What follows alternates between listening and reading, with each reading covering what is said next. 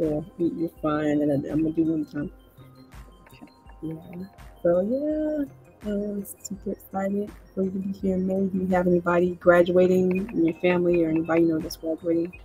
Not this year. My younger daughter graduated high school last year.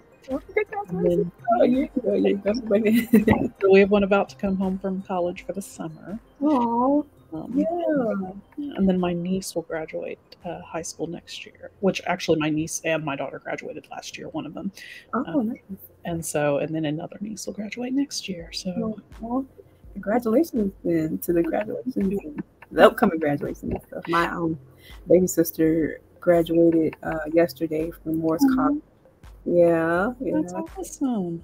Congratulations. Yes. It's a big deal.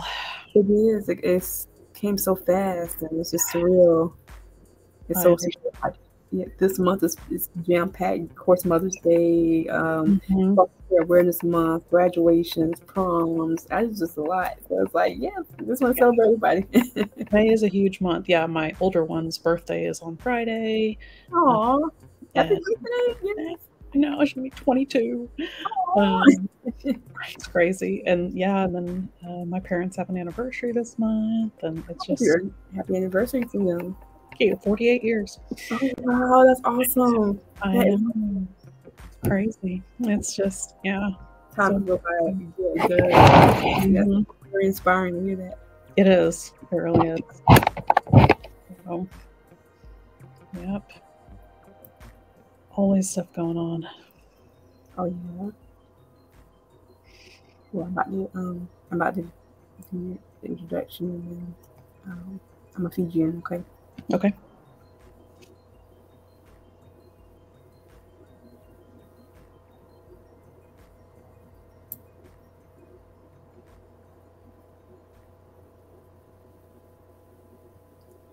Hello, gracefully chosen community, and welcome to Foster My Stories, the achievement-focused podcast for foster, adoption, orphan, and underserved communities, not excluding anyone else. Welcome, I'm your host, Jolene Michelle Tate, MBA, and I'm super excited today for season 18 of Foster My Stories podcast. I have a special guest on today, live from Houston, Miss Desiree Parker. How are you doing today? I'm good. How are you? Doing well. Thank you so much for being my May guest.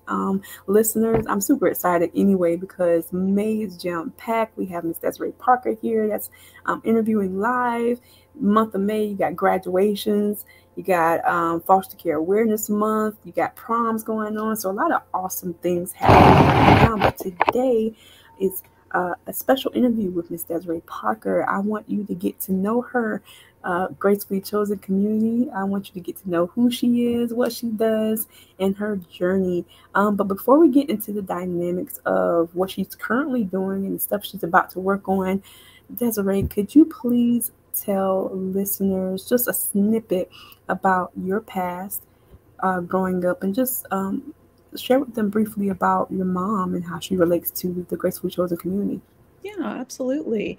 I've grown up here in Houston. I have 3 sisters, and I was just telling Shalina, my parents are coming up on 48 years married, which is awesome. But yeah, my mom was actually adopted here in the Houston area back in 1955. So sorry, Mom, if I'm telling your age. But yeah, it was. So, it was a private adoption. It's not something that she ever, sought out birth parents or anything like that. But, and she does have a sister that was also adopted. So, it was not something that was a big deal to her. Her parents, my grandparents, were amazing people. Yeah. I mean, just amazing people. Raised them, of course, they were adopted as infants, so just raised them as their own. But, as my sisters and I grew up, the only thing I think that I would say, family-wise impact is, as we get older, not having a medical history Mm-hmm. is something that's interesting. My parents are fairly young; they're in their 60s, and so uh, my sisters and I all have experienced some kind of chronic medical issue, of some kind. But that's something I think you don't think about. Yeah. Um, when you are adopted or have a family member that's adopted or something like that, we have no real medical history, um, which is, you know, No, that's in definitely today's, yeah. yeah, in today's, society, when we know so much about medical care and stuff like that, to not have that. Yes, yes. Thank you for sharing that. And I do understand that as well, especially for me going through the foster care system. And of course, I do hear of other individuals who have been adopted as well and have gone through the system. And then you're right, a lot of times there is that question of medical and how to treat and how to deal with. There's some medical stuff that I had growing up that I'm finally about to get corrected. Dental for one, um, and the other medical was taken care of in the system. So yeah, definitely that. So listeners, basically what we're talking about is a lot of times when you're going through maybe the foster care system or being adopted, there is that reality that the youth that's involved may need medical attention, treatment, and if there's no access to the records or just to anything private, uh, the person in your care, you may not really know how to help them. But that it does help to get like social workers involved, and then the right medical professionals who can help treat and or diagnose what we can't in our own strength. So thank you for sharing that, and thank you for sharing that snippet about your mom. That's really cool to hear about you saying your mom and her sister, your Mm-hmm. aunt. Yes, They both were adopted. they were. Mm-hmm. Okay, that's amazing to me. So thank you for sharing that. That makes her thank you. That makes her added to the gracefully chosen community. And once again, the gracefully chosen community is the foster, adoption, orphan, underserved communities. But anyone is gracefully chosen.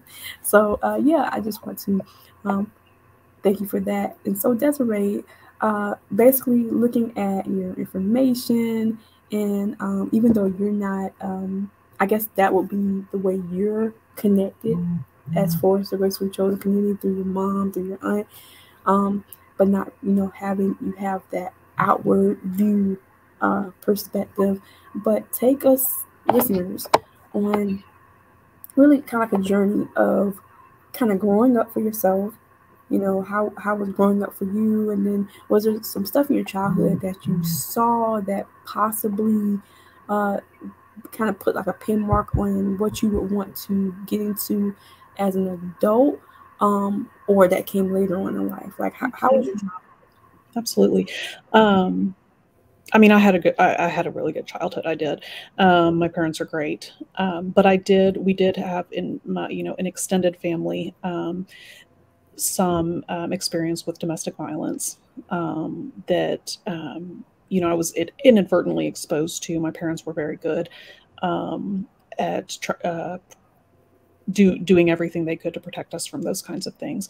But kids hear and see everything. Yes. um, and so there was, some exposure to that. Um, and so, growing up, it was something that I felt very um, called to as a person. Just like I understood that you know women could be hurt by people that loved them, or were supposed to love them and take care of them. um, and I felt like I wanted to do something about that as I got older. Yes. um, I didn't initially do that. When I first went to college, I got a business degree, and I got married and those kinds of things, but it didn't fit really. I didn't ever really get a corporate Yeah. job career off the ground. I had kids and stopped work, but I started doing volunteer work in my late 20s, working with Houston Area Women's Center for Domestic Violence. Okay. Was something I really wanted to do, and through that was exposed to the world of sex trafficking. Okay. Learned about that, and shifted my focus to sex trafficking, and learned very quickly that I can only think of one person in all the years, almost 15 years of working with victims and survivors of sex trafficking. I mean, 99.9% of them had some exposure to the foster care system. Yes. Whether they were in foster care their whole lives, whether it was just in and out, whether it was being in a group home or a residential treatment center of some kind, there was almost always some kind of exposure to the foster care system. And then moving from working with adults in the foster care system, who it may have been them in the foster care system, their children might have been removed and put in the foster care system, so they experienced it on both ends. Then working with minors who were were trafficked. So they were already in the foster care system. And then being a clinical case manager, working directly with foster children in homes that were vulnerable. Yeah, it was just a metamorphosis journey, from domestic violence into then through trafficking and, into child welfare, seeing just a whole spectrum of foster, orphan, underserved, the whole gamut. Yes, and Desiree, I thank you for your transparency. Listeners, viewers, if you're just now tuning in, I am so thankful to interview Ms. Desiree Parker. She's an expert in what she's talking about. We're building up to that now, but we are touching on the subject matter, a very real and unfortunate subject matter of sex trafficking as it relates to foster and our foster care system. And then you were just briefly touching on domestic violence and just your journey of how, unfortunately, you saw some of that growing up. But then it's interesting hearing how you later in life wanted to kind of make a change in that area or try to be an advocate for women dealing in that area. So interesting you're talking about domestic violence. I went to a Zumbathon. You're fine. It's okay. Tell them, hey, if they want to listen to it live, they can. I just spoke to a gentleman yesterday. I was at a Zumbathon, and afterwards, anyway, just grabbing a hot dog from him. He's the husband of the lady who was running the Zumbathon, and he does martial arts for women. He teaches them, youth to, adults of how to defend themselves. Right. And he talked about domestic violence and how that's a real thing in his area. So yeah, his goal is to help young women, young girls, and women know how to defend themselves. But while we are on the subject of domestic violence, it's still a hush hush topic, even though it's so strong. And I feel. Yeah, and I just hope more people can find the right advocates that can help them along the way. If you're listening or watching, and especially if you're on the replay, feel free. I'm gonna leave Ms. Desiree's contact information at the end, but feel free to reach out to her or someone local that can help yourself or someone that may be going through the very real subject of domestic violence. I know it's something we don't really like to talk about, but I feel like it's necessary, especially for the youth that's coming up. And then even on the subject of trafficking, I just talked about that or listening in on a conference last week at a church. They were talking about that real subject matter of sex trafficking, and you don't know who it could affect. It could be as small as elementary on up as senior citizens. So Desiree, thank you. Going into, so basically, you basically saw domestic violence and grew up wanting to make a change. What was the program you said you worked with again that dealt The, with it? the first one was Houston Area Women's Center, Okay. that I started volunteering with. They've been around for, gosh, decades in Houston, Okay. and of course are still here today. Okay. And work with women and families who have experienced domestic violence or Yeah. sexual assault. Okay, yes, yes. If you're watching, listeners, well, those who are watching in the replay, feel free to contact if that's okay. Mhm. On the screen, you'll probably see a website. We're actually on Desiree's website right now. She's a expert. She's a counselor in this subject matter, and she can talk to you and or guide you to the right um, assistance pertaining to those subject matters. I know it's a touchy subject, but it's necessary to have these conversations and hopefully help others, heal or find the best solace in what they're going through with the right professionals. Um, yes, Houston Area Women's Center. From there, and volunteering is right when you get in the heart of those programs. I'm pretty sure you meet quite a diverse group of women and Yes. just what they're going through. And I commend you for just even, stepping foot in there. In that, I know it's part of your calling. And so, when from there, from the domestic violence of Houston, the Women's Center, when did you start to, I guess, have the unction to want to then look more into sex trafficking as it relates to the foster care system? When did that come about? Um, I moved towards the sex trafficking probably about 2009, 10. Okay. Um, and it was just through years of um, hearing about the foster care system and hearing about women who'd been in the foster care system. Mhm. And I actually worked with a client who was an adult with continued foster care benefits due to disability.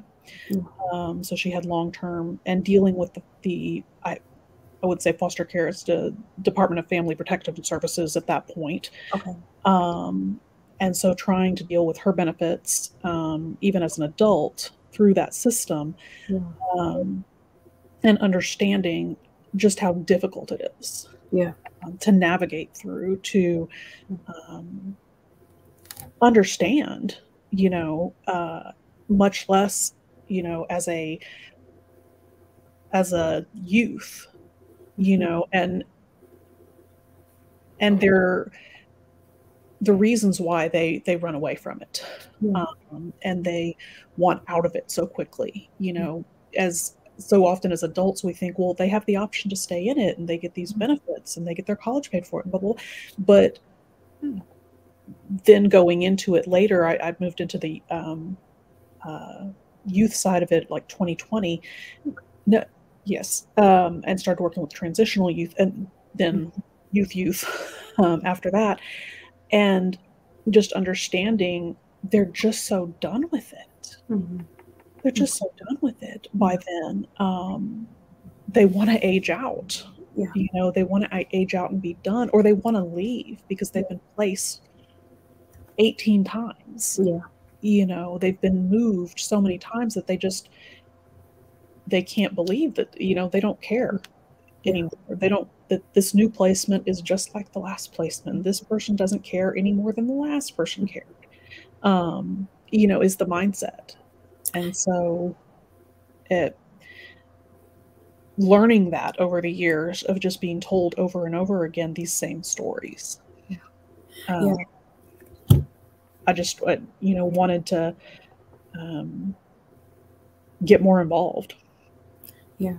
And once again, I commend you more for that as well, because you're stepping from um, domestic violence is already a thing in itself, but then you're going into sexual trauma, and that makes up trauma, only a fraction of trauma as a whole. So many different avenues of trauma, but definitely domestic violence, and then sex trafficking.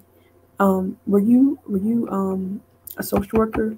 Did you do social work at that time, or were you just advocating? At that point, I was just advocating. Well, I did work with I went to work with another organization, starting as volunteer. Okay. Um, Started leading their outreach. So like going to brothels in the Houston area, going to leading like street outreach teams and stuff like that to, you know, offer support to women who are out on working on the streets, on the tracks, Mm-hmm. and then took the operations director position in 2015, and started kind of overseeing the operations of the organization. I did start doing like case management at that point, and went back to school, and got a master's in. It was actually in intercultural studies with like a focus on children at risk. Okay. So it wasn't social work per se. It was more of um, a cultural and Yeah. marginalized communities focus. Okay. Yes. And so I was still working with adults at that point, but the trauma starts, I mean, universally, their trauma had all started in childhood. Yeah. So true. So true. And thank you for sharing that as well. Um, Viewers and our listeners. Uh, we are here, if you're just tuning in, we are here on Foster My Stories, Season 18, Episode 69. My special guest, Desiree Parker. She is an expert counselor. I'm going to get into her website, which you see here on the screen soon. But we are touching on the subject matter, very real subject matter of domestic violence and sex trafficking, especially as it relates to the foster care system. And it's not just excluded to foster care, of course. Some people could be adopted and unfortunately be in that sick predicament, or have gone through orphan care, or just deal with it every day in the underserved communities, like you said, marginalized communities. Um, and as we know, a lot of individuals who've gone through that, like Desiree said, it's so true. A lot of it does start in childhood, and the cycle unfortunately continues into adulthood, especially if there's no real mentors or advocates that's kind of there to help step in.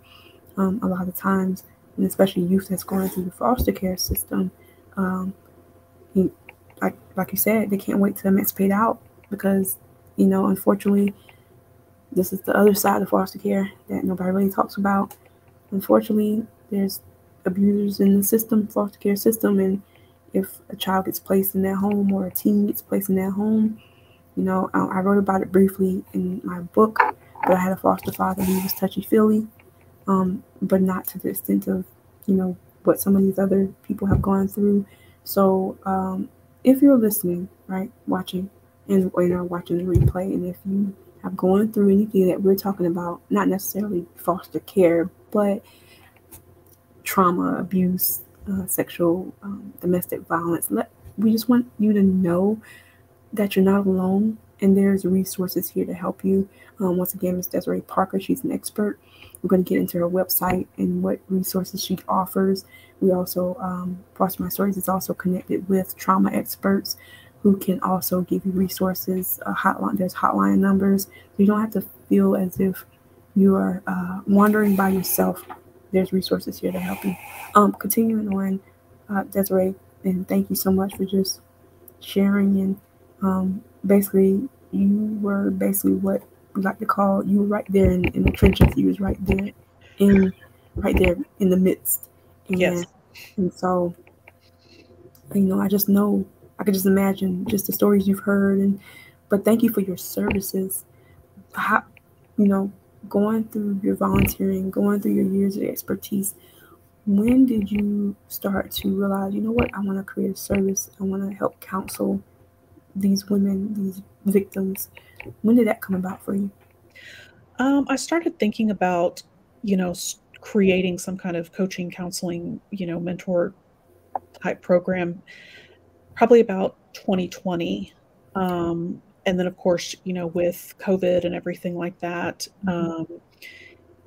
I I needed more stability, Okay. as far as starting a business and stuff like that. So I did go back into like a program director role at another organization. Um, just I think a lot of it was fear, trying to start something during that time, and so I went back to a program director role at an RTC, at a residential treatment center, for youth who had been trafficked, and it was it was great and it was hard, of course, but you know I did that for another year or so, or about a year, and then went into the foster care department. Transitioned over there into the foster care division at the same organization, and stayed there for almost another year. So then, and while I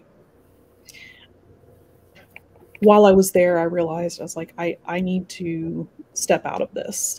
I've been in the trenches now for going on 15 years, and it's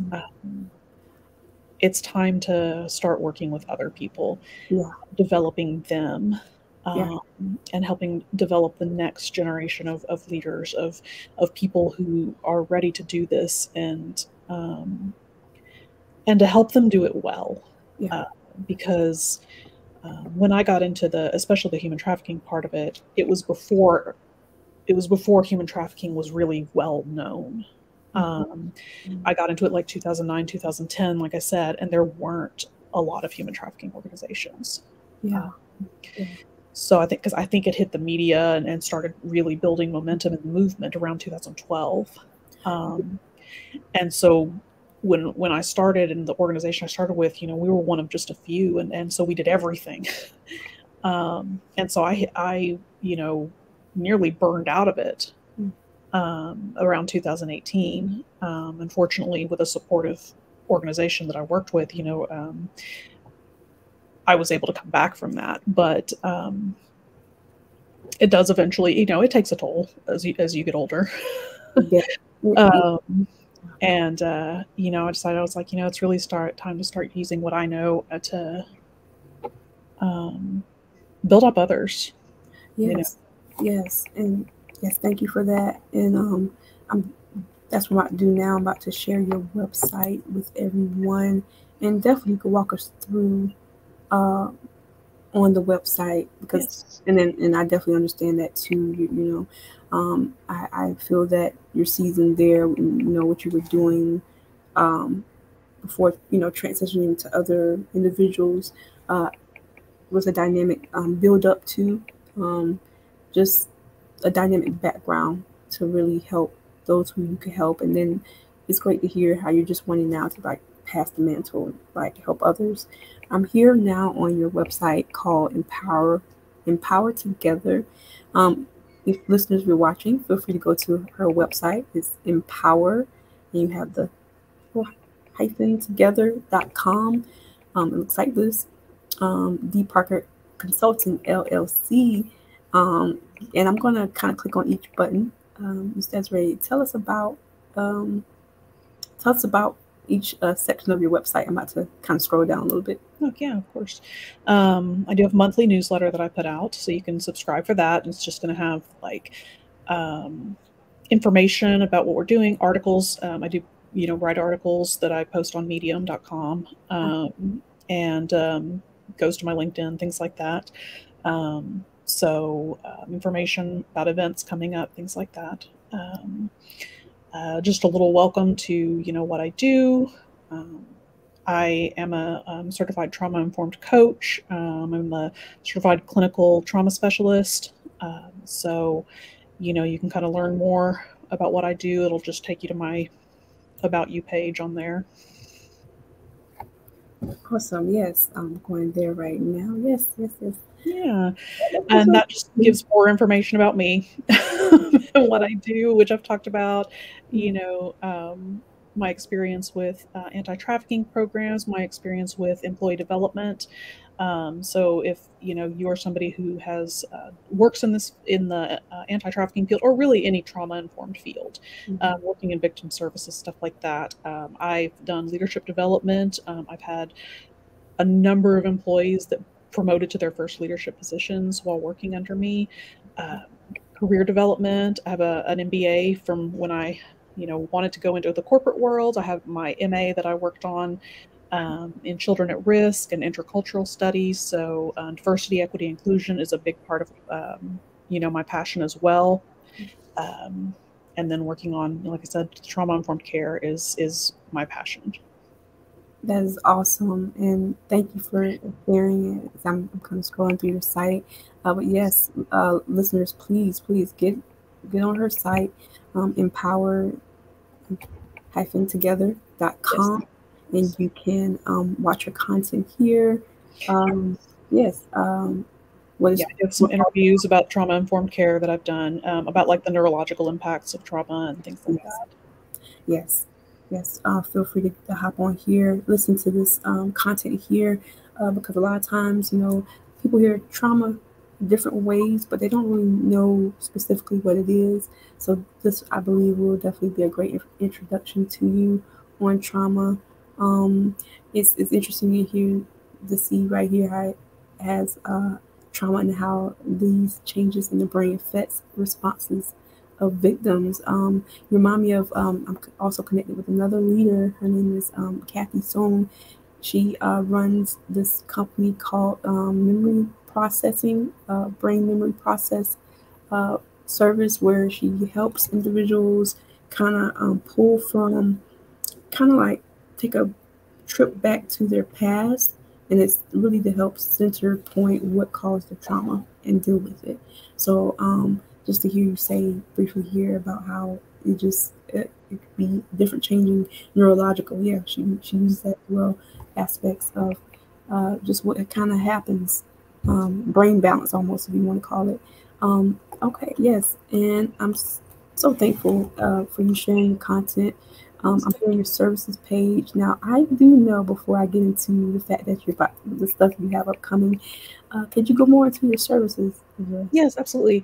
I do offer individual coaching. So I work with individuals, both individuals looking to develop their career, their leadership skills, and also individuals who've experienced trauma. So, like personal coaching, to help work through the trauma that they've experienced. I also offer consultation to, and consulting services to organizations who, are in the field of trauma, and want to work on developing their staffs and their teams. So we can do like partial, consultation packages where we work on just identifying trouble areas. We can work on, adding engagement, to work on how we can engage your employees, how we can engage your team to develop their skills to really work towards a more trauma-informed team. And I have like a full, what I call the Empower Path, that is more of a start to finish, identifying trouble areas, how we can fully engage your team, um, executing all of those strategies that we come up with, and coming back and reevaluating, and seeing if there's farther that we need to go. That's awesome. And thank you. Yes, thank you for those sharing those strategies. So, listeners, yes, by all means, please, like if you have any questions, especially, feel free to drop them in the comment section. I'm pretty sure Ms. Desiree would not mind answering any questions she can. Or if you're wanting to contact her, what is a good contact for you, Desiree, where if people want to talk to you one-on-one? Yeah, you can contact me through my website. I do have a contact on the first page at the very bottom. There's a contact form, or you can contact me directly via my email. That Yeah, right there. My email is right at the top there, and a text to that phone number comes directly to me. That sounds good. And thank you. Yes. And yes, listeners, feel free to reach out to her on that form. You may not want to leave a question here. Maybe you know somebody, right, who's been through the stuff we're talking about. And I get it. A lot of times this stuff is hard to talk about. Or maybe you know someone and it's just still hard to talk about. But once again, just know that Ms. Desiree is an expert, and there's leaders out here that's willing to meet you right where you are, especially those loved ones that you know. Let them know they don't have to stay silent. I know a lot of times people who've been through that, they feel silence is best. But as we've kind of mentioned throughout the live today, unresolved traumas and just things if not resolved in the best way, right? We're not talking always medication and stuff like that, but maybe, just getting around people who has experience or expertise, like Ms. Desiree, like the other leaders I know, Mandy Lemon, Mr. Danny Van, of course, Dr. John DeGarmo. We can meet you right where you are. Desiree, I know that you're working on some stuff. Could you share with listeners what stuff you're working on? Yeah, absolutely.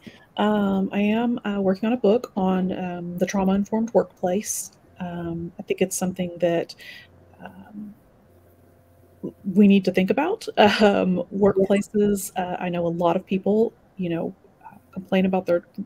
workplaces. We are seeing a lot more toxicity in the workplace, especially coming out of COVID as people got used to working in a more remote environment, figured out that their jobs can be done remotely. Yeah. But then a lot of workplaces are bringing their employees back. Yeah. And a lot of people really aren't liking it, especially once they figured out that they could have a little more control over their environment. Um, there's, especially in what are considered trauma informed fields, the clients are getting, trauma informed principles applied to their healing, but the employees aren't necessarily getting the trauma informed environment that they should. They're working long hours, they're doing multiple jobs, they're, not getting paid as well as they maybe could be. And there are a lot of things that we can be doing to work on that. So um, that's what I'm working on, how we can apply trauma informed principles to our workplace and not just to healing. Um, and then I have a couple of smaller like ebooks, one that I have download that I've posted on my Facebook and my LinkedIn, and then a couple of others that I'm going to be posting soon. Awesome. Awesome. I'm trying to see if let me pull that up. Let's see. Yes, listeners, feel free to also reach out to Desiree. Like she gave contact right here on her website. Feel free to email her and call at or text at this number that's posted here. Definitely also to stay tuned for updates concerning her book that she's working on in her ebook as well that she has posted on her social media. What is your LinkedIn page? It's just Desiree Parker. Okay. You can find me, yes, under my name. I do have a consulting page also, this DParker Consulting, but my personal page is where most of my content goes. Okay, that sounds great. That sounds really good. And listeners, yes, feel free once again if you have any questions right now while Ms. Desiree is on. Feel free to ask some questions for her. But if not, feel free to reach out to her as time permits. Ms. Desiree, I really appreciate you just taking time out of your schedule. And then also, I do want to touch on the fact that you mentioned about workplace. That is so true. We just had an email the other week. Basically, one of the supervisors, he's like a head supervisor, unfortunately had to send out an email to everyone, just reminding everyone about, knowing that they have a safe place to come report if they're being sexually harassed. And this is 2023. We still have to go through that. But like you said, a lot of people unfortunately have to return back to working environments. And unfortunately, a lot of those places are not really accommodating to their needs, workloads. And like you said, not really paying well. And people now know they have options. Like there's a season I'm working at home and I don't mind being flexible anywhere, but working at home, like you said, you have more freedom, flexibility. You get to go right there to your fridge. But then you have to worry about all the other stuff that happens in the workplace. So, yeah, and so I commend you on that as well, wanting to kind of tackle that because that's, you shouldn't feel, there's already one thing like we talked about with um, just trauma, dealing with domestic violence and then sex trafficking, but then to go in an environment where it's supposed to be professional, or somewhere where you feel like you're supposed to have like a leadership to kind of back you up, unfortunately, it's not always there. And so I'm glad that your services are trying to tackle that and kind of help at least workplaces know and be more unified as far as what to do in cases of that. Absolutely. Yes. Well, Desiree, I appreciate so much today that you took the time out of your schedule to be here on Foster My Stories. Before we go, is there any words you want to share with anyone, whether, and they don't have to have come from the Gracefully Chosen community, or any words of wisdom you want to share, whether sex traffic, trauma, domestic violence, any words you want to leave with the guests? I want to thank you so much for having me, for one thing. But I also just want to say that, pretty much everybody has experienced some kind of trauma in their life, whether that's, the divorce of parents or a death in the family, um, and just because it's not as big as somebody else's, or as somebody else has it worse, or you don't feel like it's that big a deal. Everybody has trauma of some kind. And it's okay to admit that. And it's okay to work through that. Um, you don't have to feel ashamed of any kind of trauma. But Yes. definitely get help, and um, don't feel ashamed of that. Yes. Almost everybody has experienced some kind of trauma, big T, small T trauma. It doesn't matter. It affects us, Yes. and we all have to work through it. Yes. Thank you so much for that. That's Absolutely. great. And I agree. Don't feel ashamed. Don't, because a lot of times when we go through traumas, whatever the trauma may be, we feel like, isolation may be the best thing for us, or just, not saying anything. And, it's we're still talking about just the effects of how we need more awareness. And it's 2023. I remember as a kid, it was briefly hinted at with the face on the milk carton, but that was a thing of, oh, it's just a face on the milk carton. But it's so much more now. It's so much more advanced, especially with the advancement of technology and internet and virtual reality and all these things that can unfortunately enhance the predatory um, aspect of the stuff we're talking about. So it's important to just stay connected and aware if we can, and especially viewers. Miss Desiree, her contact is right there on the screen. Take her information down, reach out to her. Reach out to me if you have any questions. Once again, I know leaders right now, a handful of leaders that have hotline numbers and resources that can kind of meet you where you are. If you're local to the Midlands, Columbia, South Carolina, or the Midlands, South Carolina, reach out as well. Connect you to some resources so you don't feel alone, isolated, or afraid. All right. Well, Miss Desiree, thank you so much for taking time out of your schedule. Thank you. You're welcome being here on Foster My Stories. You are a dynamic leader, and I commend the work you are doing to help those women and those individuals going through whatever forms of trauma or just counseling they need. And so, if you're wanting to get involved or connect with Ms. Desiree, also, once again, her contact is there on the screen.